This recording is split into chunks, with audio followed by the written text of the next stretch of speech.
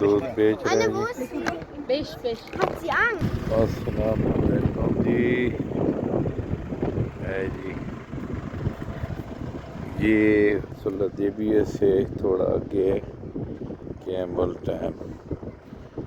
ये हाजी इधर आते हैं, ऊँट वगैरह देखते हैं, दूध भी पीते हैं। ये हाजी देखते हैं जी।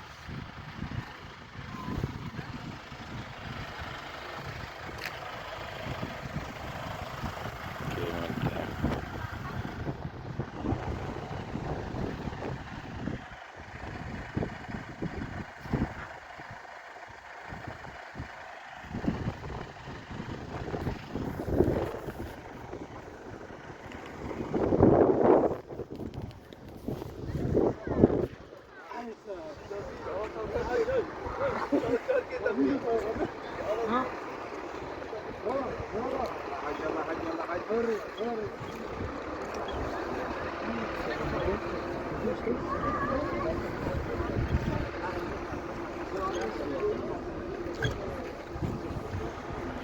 Ja, ich bin der Nehmer.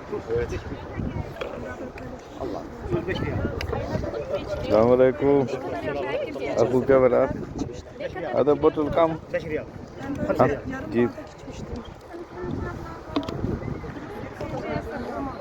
Beş riyal. दूध बेच रहे Anne, हैं wo जी। ist sie?